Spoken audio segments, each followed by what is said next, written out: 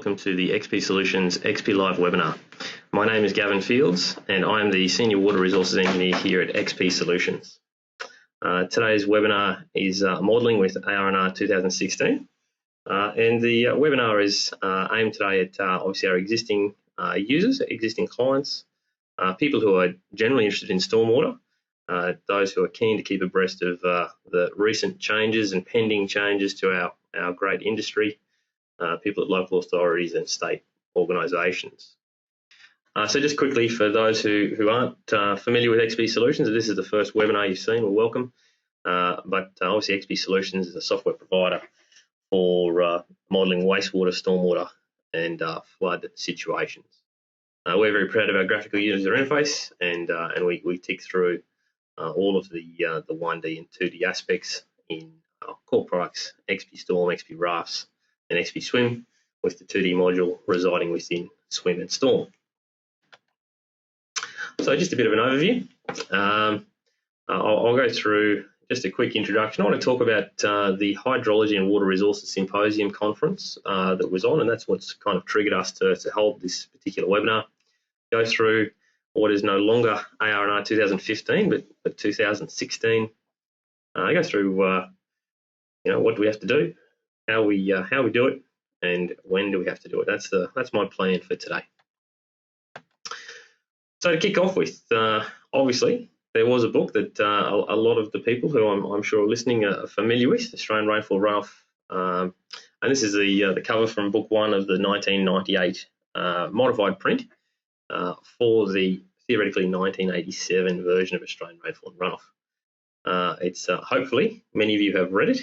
I know that when I talk to people at training and other bits and pieces, some people will be honest and indicate that they are selective in what they read from these big documents, but quite an insightful read, and it's been the platform for stormwater drainage and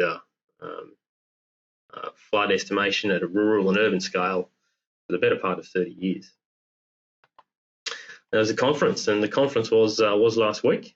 It was the 36th Hydrology and Water Resources Symposium held down in Hobart, which is a very strongly attended conference, nearly 300 odd attendees. But obviously, being in Hobart, not everyone can make the time to get away to such an event, and hopefully some of you who might be listening today didn't attend that particular conference. Obviously, a lot easier to listen to me from the comfort of your desk at the office or in your boardrooms than fly down to Hobart. And now there is a time, and the time's a new one. It's the Australian Rainfall Runoff Guide to Flood Estimation 2016 is what it's being referred to now officially. However, it's not quite finished. I'll talk more about that as we go through, but just quickly about the conference. On Monday last week, there was a workshop, probably over the better part of 200 plus attendees sat in on that workshop. And they did go through some of the core chapters, good overviews. A lot of it people may have heard in the past, but some important components on Monte Carlo components. There was a good run through on some of the software that is to support the document, in particular two-flow Flyke.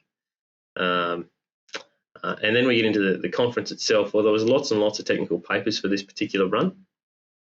5 streams, a lot of them focused on the changes to Australian Rainfall Runoff.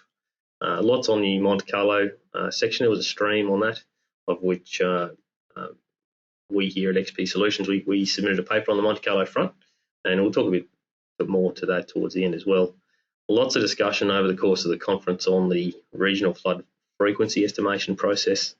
And of course, the big highlight here, and one that really needs to be stressed, is it is at a regional scale. This is not an urban tool, and it will not really help you at that small scale. And the last one there, the rational method, and certainly the debate hopefully is over. It probably may continue, but generally speaking, the rational method is not being killed, but it almost is, in that you should only theoretically use the rational method moving forward for applications that are purely based on flow, that have no storage components. And in most systems, the industry recognition is that that may end after 1 or 2 residential lots. And if you're looking at bigger scales than that, then you should, because we have the tools and we're a provider of some of those tools, to look at better methods, apply more detail, assess the volumetric impacts, and to assess volumetric impacts, look at hydrographs, and I'll go through some of those as we progress through this webinar. AR&R 2016 is available online and currently is available in both HTML format and as an EPUB. Only Chapter 9, or the draft of Chapter 9, the urban section, is available as a PDF presently. I did check that before I got online today, and no doubt that over the coming weeks and months, certainly after Christmas, a lot more will be fleshed out. The document comprises of 9 books, lots and lots of chapters, and if you were to try and hit print, you'd probably hit around 1,400 odd pages to digest there, and there are still, unfortunately, large sections that are still to be finalised. So this little overview is their current status, and unfortunately, that the nasty word there is draft. And given that the document is in a draft format, it's really going to bring into question the application of the document in the short term. But more importantly, some of those ones that are still in preparation. So I will go through bits and pieces of that as we go through. And look, as they finalise these, and as we ourselves at XP Solutions get our hands on more of the content, we'll be looking at how we can improve our features and systems in our software. So we're really keen to obviously see some of those documents finalised as much as everyone else. Australian rainfall. Let's start there. So obviously everyone, I'm sure, is familiar with the Bureau of Meteorology's website. This has been gratuitously taken from the Bureau's website. This is a link to what I'll refer to as the current 87 IFD datasets versus the 2013 or soon to be utilised IFD datasets. In the short term, I will suggest that we will continue to use the 87 IFDs until such time as we have the new temporal patterns. Again, unless you are looking at doing a regional flood frequency analysis, and unfortunately they don't fall out of trees. Not a lot of people do get their hands on a regional flood frequency analysis, so therefore the new IFD information will sort of sit to the side probably for the next few months. And if we get into the tool, one thing that we're looking to do with the Bureau of Meteorology is implement procedures inside our software to save the need for people to actually go to the website. If you're using our software, we'll look at automating procedures to bring in the IFD information directly into our software, just basically by running development controls into their website and drag down data. And one thing to note is that this the IFD dataset may not, or is likely not to be a static data set. It will likely be updated regularly. I don't think the good people at the Bureau or Engineers Australia and the other other participants and members who help put the document together want to sit around for another 10 or 15 years to continually update these sets. The data is now largely electronic, and hopefully the screening mechanisms can be automated and our data can be updated quickly. When we do get a couple of months down the track into next year and we get the new temporal patterns, they fall on our laps, we want to then apply it to temporal patterns. And the way that the country is being divided is based on this lovely map of Australia that I've got on the screen here. So this is figure 2.5.6 from the new version of the document. And the country's been divided into 12 regions, so that's up from the former 8 zones. And each of these particular regions obviously has differing characteristics. The really interesting pattern set historically was Zone 1, which actually went from just south of Brisbane on the Queensland New South Wales border all the way down to Hobart. And to assume that the patterns would survive that far is just unfortunately an indication of the smaller data set that was available back in the 80s when they went through the process. But the rigour that the Bureau of Meteorology has gone through has been quite extensive to get to this point. and I'm really looking forward to how we get the new temporal patterns and ensembles and other keywords that I'll talk about again moving forward. The new temporal patterns will define the weighting of these local rainfall characteristics for these different regions. And what I mean here with the weighting is to talk about whether or not the pattern will have a dominant front, middle, or back-loaded component. And typically the front-loaded components will drive flow-based outcomes. Middle and back-loaded will usually affect volume because you have more percussive rainfall in the lead-up to the peak, and that certainly hurts the detention basin. And obviously, big reason why people use our software is for non-worsening, and these temporal patterns are critical to getting through that process. Next part, rainfall and runoff. The runoff component is a function of the hydrology assessment, and it's chapter 3 of book 5 talks about base flow, and this particular chapter is probably the longest available of all of the documents on the AR&R website. But again, really important at a regional scale, not so much the urban scale, unless you have specific catchment characteristics with shallow aquifers or continuous flow down a river system. But the base flow components in the calculations often trigger these lags, and they affect the back end of your hydrograph as per figure 5.4.1. So again, a lovely figure from the new version of AR&R, and it highlights the impact of where the peak from base flow is often significantly delayed compared to the peak of the surface runoff event. So again, core reason why it won't typically affect an urban modeler. So if you're only an urban modeler, probably don't have to stress too much about the base flow components, but if you're in the rural space and regional space, by all means, it will be important. And I'll go through some of the tools we have available to assist there. Losses. Next most important part of hydrology. Historically, most of our users will apply initial continuing or initial proportional losses. Some users will use Horton decay loss methods, green-amped, or other methods. It does appear to me that the initial continuing loss is certainly strong, and probably the other major loss method that's available to users of XP rafts is the ARBM process.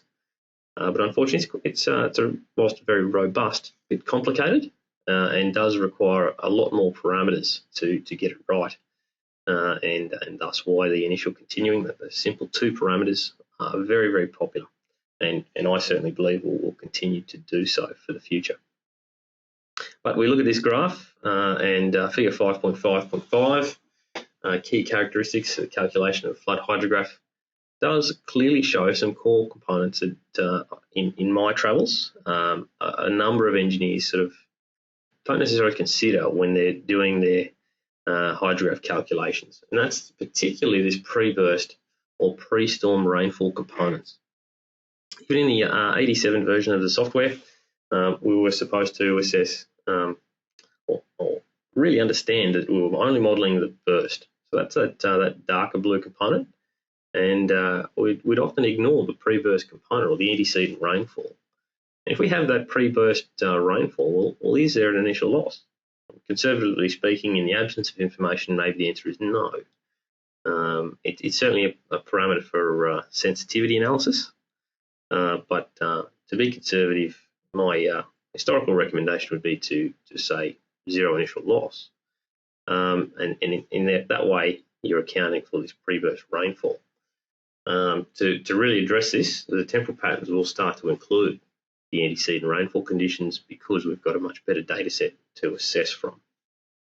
Now, this is a set of median values that is in the new version of the software for initial losses for the different some of the different regions of the country, and some means and some standard deviations. Hope everyone's familiar with that style of a plot.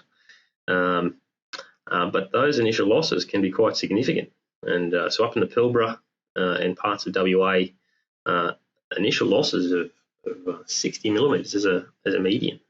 Quite high initial losses, whereas obviously in the wet tropics a lot less, and generally because they have continued rainfall. We get into the continuing losses. Really, again, comes down to soil types in those different regions, but upper limits around the 9 millimetres with lower limits down at 0.5. So really important that people get through and understand the functions and the data that's available. So please read Book 5. Book 5 is a very important section of AR&R. If you're only going to read one or two parts of the document, I'd strongly recommend people read this one. Parts of it get a little bit technical, and hopefully we'll deal with some of that with our software to take away some of the confusion. But please read Book 5. Another important part of the Monte Carlo, or the discussions at the conference and in the document, is Monte Carlo routines, and hopefully people don't mind this rough joke. And I'll just leave that for a second. Have a quick absorption of that, and hopefully you get a laugh by some simple programming there. But the Monte Carlo routines is to try and help us generate more confidence and range of values to assess some statistics of the input that we have. And I'll talk a little bit more about Monte Carlo in our practical application of the document, rather than bore people with the raw mathematics of what Monte Carlo processes are. Another big one was the regional flood frequency estimation model, or RFDs. It's available via the AR&R website. Hopefully I've got my links right at the end, but it is available on their website under the document download section. And in this particular utility, as we see on the screenshot on the right-hand side, you can nominate a catchment location, nominate an outlet, some boundaries of the catchment surface area, and run the routine by pressing that submit button, and it starts to produce results like this. It does, for me, provide a key word here is the word useful. I think it's a useful catchment scale assessment of discharge. Obviously, when you run a model like this, the 95 percentile and 5 percentile are very, very broad. To say that we have a discharge somewhere between a couple of hundred cubic metres per second and 1,500 is kind of a stab in the dark. But in the absence of a better comparison, I think it is a useful tool, and engineers will still need to apply their judgment to their routing methods and routing procedures, but have this in the background for a useful almost check at times. Key here again, regional, not at the urban scale. So what do we have to do now? Definitely read the document if you've got the patience. It is a big document. I will guarantee that I'll have it read over the next week or so. It's probably my Christmas reading. Then most importantly is that from this document, really start to think about systems and catchment-wide analysis. Understand volume in a better way than you may or may not have in the past. I do know that a lot of particularly XP Storm and XP Swim users are probably already in the right mindset to think about volume, particularly if you've been modelling with Lawrenson's method, and really see where the volume goes. Don't just consider peak discharge. Peak discharge is only one parameter, an important one at times, but not necessarily the determining factor in how we build our infrastructure, how we design our outlets, our river systems, assess our floodplains, which are all volume dominated parts of our built environment. Obviously, take on board the updated data from the Bureau of Meteorology. That's logical. Everyone's been sort of sitting on their hands waiting for that. And but really importantly, get ready now. Be prepared that in a few months' time, even though we've got the document, we're not going to use it too quickly, but get ready. Do your homework. Get in front of the pack. We're trying to do our best here at XP Solutions to keep in front of the pack as well in our space. Obviously, I'd love you all to continue to use our products. I think our products are well positioned to tick off all of the requirements from Australian rainfall and runoff. So that's sort of an industry component. But what about us? What about XP Solutions? What do we have to do now? And so we have to incorporate new routines to make it easier for our users to bring in data from sources such as RFFE, bring in external data from people who will run Monte Carlo simulations if they're running Excel components, if they don't run it inside our software as that process is implemented, and really importantly ensure that the results output from the software ticks all the boxes as well. And a big part of that for us will actually have to do with pipe design. And obviously get those new features out to the market as quickly as we can. So we're looking at trying to get a big release to our software, particularly XP Swim and XP Storm. Not only the fact that we had a release last week, the 2016 release was made available last Thursday or Friday. We want to get a new release that will really start to tick off these Australian rainfall runoff components, probably around March or April next year. Obviously, we already have the applicable hydrograph methods to help people design both pipe systems and overland flow networks in a rigorous way. And that's a core one. If we start to step away from the rational method, we're not going to use the rational method from that pure peak discharge perspective, and I do have to design a pipe with hydrograph. Certainly, our tool is prime and ready for that already.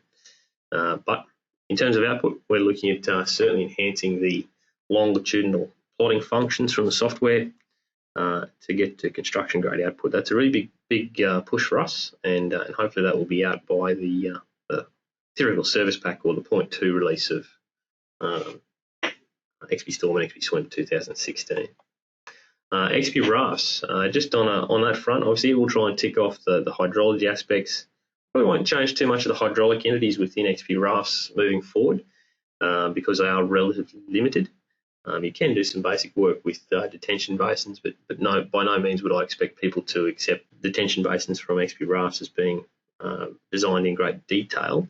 To do so, you'd want to step up to Storm or Swim because they have both the hydrology and the advanced 1D and 2-dimensional hydraulics. XP Rafts will have a new release.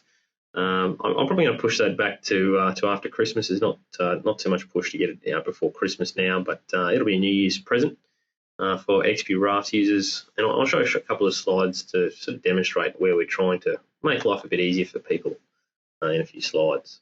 From a practical application perspective, again, I've sort of said this before, we want to model full catchment systems. One of the presenters at the conference last week made mention that at some point we will have a singular model for the entire country. I think that's a fair way away from us in the short term, but maybe one day we'll get to quantum computers and we'll have this singular model for every pit and pipe and overland flow path for Australia. I definitely think that's quite a way away, but even at a small scale. And when I say model full catchment systems, I don't necessarily mean you have to model the entire river, but understand the impacts from your boundary conditions, how your external catchments will affect your outlet. Do you have tailwater conditions? Obviously, apply this the data from the Bureau in the many facets, whether it be the IFD information or updated storm data for continuous simulation for frequent analysis, plus also boundary effects. And inherently reduce the reliance on the rational method for design. So the two screenshots I have here shows the rational method in our software, and you might just be able to read, might be a little bit too small, but under TC method on 2 columns there I had Bransby Williams. Under that dialogue there were many methods to actually derive your time of concentration inside Storm or Swim, but obviously the big push to ensure that people are using Lawrenson's method here in Australia, definitely the big recommendation. Widely used and very well respected. And it's the same method that is in XP Rafts with that storage equation. Keyword there, storage. So it's volumetric of S equals BQ to the power of n plus 1. And when we go through this process and start to integrate, when we move down to the urban scale, integrate our design procedures with hydrographs for pipe design and other aspects, we'll end up hopefully with more systems like this, where you'll have your overland flow potentially modelled in 2D. It could be done as a detailed 1D model, not a 1D 2D model. All options are available, of course, but assess the hydrograph as that pushes through.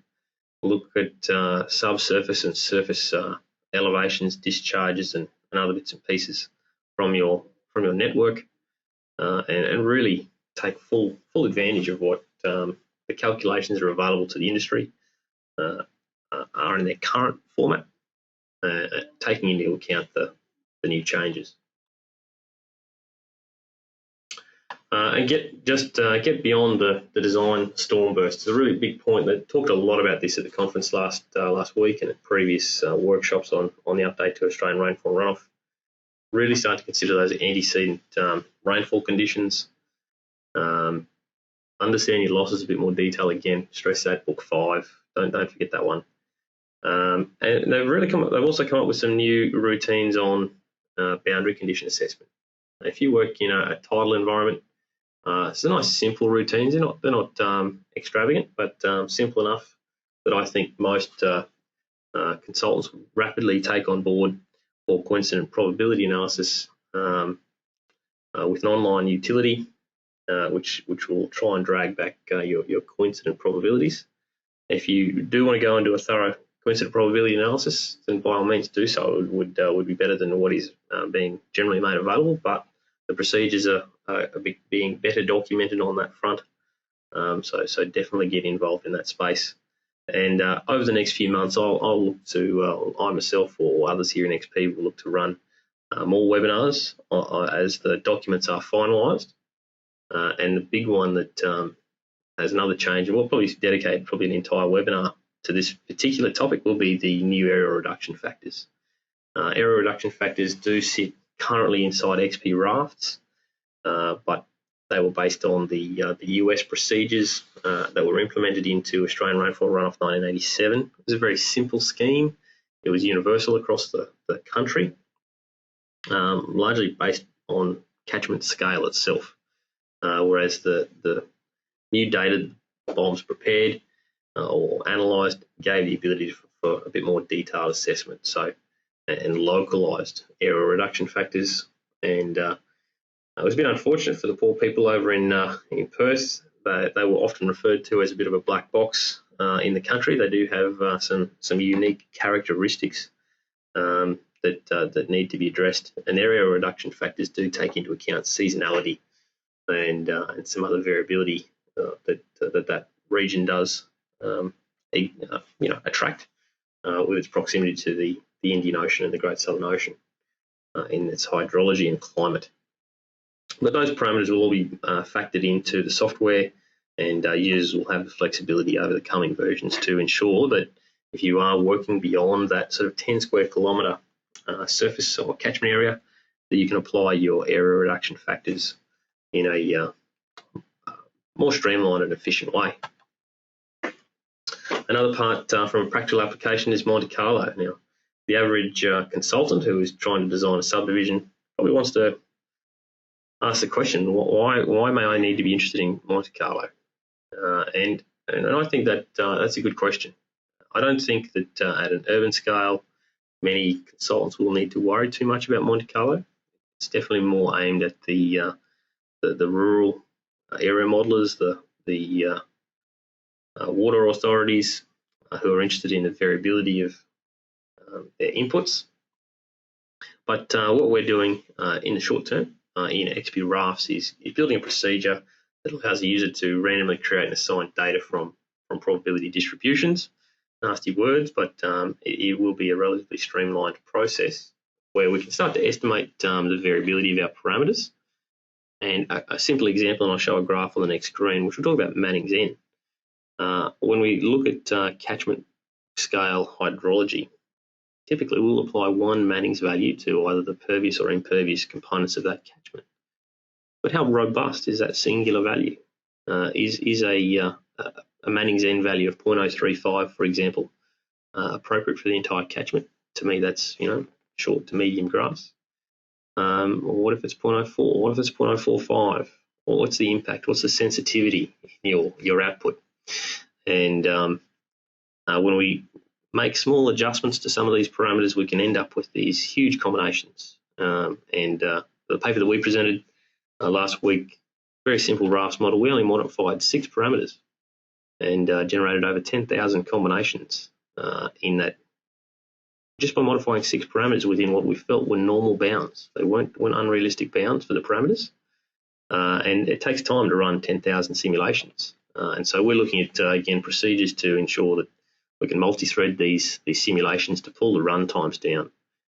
For that very, very simple model we used in our paper, we could run them sequentially. The modelling took about an hour and 20, whereas when we were able to multi-thread and run the engine in parallel, we pulled it down to 13 or 14 minutes. So we're really targeting some efficiencies to give our users that the ability to use the hardware that you're probably all staring at right now in your computer, and then have the statistical routines to generate the summaries. So this next graph, just on that Mannings front, shows an example of impact on peak discharge just by modifying Mannings N for low flow and a rare flow event, and then spit out the mean values and also the standard deviations. When we get large standard deviations, well, that gives you an indication of how robust is your value. So very important to see some of these impacts and understand, is Mannings a core parameter, yes or no, or is another parameter a driving parameter? Next one, as an industry, do we need to consider updating any model you've ever worked on? And I think that's an important question. If you're looking to maintain models at an authority scale, the answer is probably yes. I think you will be obliged to start to update your models, and hopefully you can do it in an efficient way. And this screenshot I have on the bottom right hand side is a little teaser. This is from the pending version of XP Rafts, where I'm simplifying the input of data in our software. So hopefully that will be appreciated by our user group. And to make it more efficient, you only need to nominate a fraction impervious, which I haven't done on this. Is actually a purely rural model, but I can nominate initial and continuing losses for the singular catchment rather than having to rely on the second subcatchment, which had a bit of a duplication of data input. And then on the right-hand side there, we can also apply some rating curve data for base flows. That function's largely always been in rafts, but again, if you're in that regional space, then you can use some of the outcomes from the base flow review and apply that information through the base flow rating curve section. Other aspects that will need to be applied that the average modeler may not consider will be more of an importance on safety and design. We obviously need to always look after our civil populations when we design our systems, look after our clients' end users if you're doing a subdivision, property owners, but look at evacuation routes, trafficability and blockage, and very simple to do so inside tools like ours, where you can report on time and other aspects. Blockage is another really big part of the hydraulic changes and assessment in AR&R, and I will run through again probably another webinar just on blockage and how we can address that inside the software, the methods we already have in the software, and some new ones that we'll implement to ensure that we tick the box on behalf of our clients when they're doing their assessment of blockage in future models. So again, in our updates, we want to try and make sure that data input gets simpler and a little bit cleaner to understand, and take into these aspects like base flow, and also assess important things like hazard failure analysis on dams or detention basins, and make sure that our users are ticking off and cold requirements. It's the Australian National Committee on Large Dams. And unfortunately, that can include small detention basins. They don't necessarily have to be a dam. And I understand, do you need a fuse plug, or do you need predefined structural applications on failures to generate outcomes that are acceptable to a local authority, or most importantly, your client, and avoid any inherent engineering risk or design risk to your work. continue to generate lovely maps like this. I think our industry is falling in love with inundation maps. That's not going to change anytime soon. And I will make note, though, Mark Babister, who was one of the core people, he made an interesting point that sort of struck my attention, which was at times we spend a lot of time working on these inundation maps. And these inundation maps are certainly important, but we spend far more time going into the detail of the hydraulics, and at times we don't spend enough detail on the hydrology. And that's where things like those Monte Carlo simulations and improving those losses, again, Book 5, I'll harp on it again. Spend time on the hydrology. You'll get more out of your modelling in the hydrology than you will in the hydraulics, generally speaking, because of the input. If the input is incorrect or could be adjusted or could be improved, then inherently the hydraulics themselves will subsequently improve or get worse if you've missed something out. So really, really important to get your hydrology right. And Mark Babs' comment was that maybe rainfall on grid, which is certainly easy, it's quick and useful. At times it's pretty. Maybe taking us down the wrong path. And maybe we want to stick with conventional modelling techniques. I'm not here to say yes or no. We allow users to do both. But I think wise words. Always take caution in what you're modelling. And so it was really, really great to hear that from a core contributor to the Australian Rainfall Runoff 2016 process. And lastly, when do we have to do it? And for me, it is questionable. I think not before Christmas. So if you're trying to lob a DA in prior to Christmas next week, or a development application, then I wouldn't stress too much about trying to say that you're compliant with Australian Rainfall Runoff 2016, mainly because it's in draft format. If it had been released fully, well, then maybe you would want to have a quick revision there. But obviously, have a quick look at your local authority and state policies. My review, and I've looked at a couple of different regions, Western Australia and Queensland, where I'm based in Queensland. Some of the local authorities have already adjusted their planning policies over the last few years to reflect words to the effect that you ought to use Australian Rainfall and Runoff as amended, not necessarily either the 98 or 87 versions. And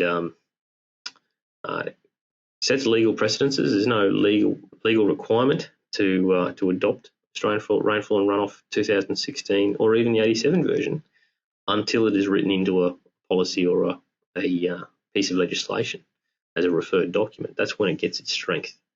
And so have a look, have a chat, but always be mindful that if you ever do get called up in a review in a legal environment, someone your design is under third-party review, the legal professional will always ask the question, were you using the latest industry standard, regardless of what may or may not be referred to in a policy. So as soon as this does get put into a final format, I think that's when people will need to have to do it. But again, get on top, get in front, start reading, be prepared, but maybe sit tight and wait for the final to be released over the next few months, sometime around March, hopefully.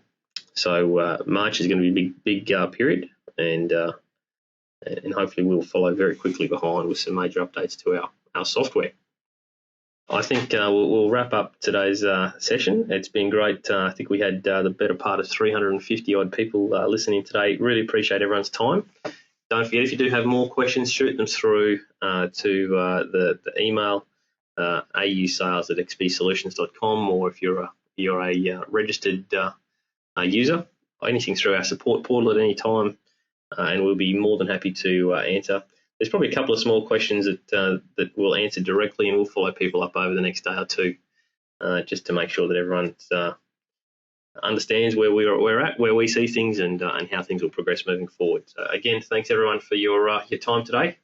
As I say, get back to work and make some money. Have a enjoyable Christmas and a happy New Year. Cheers.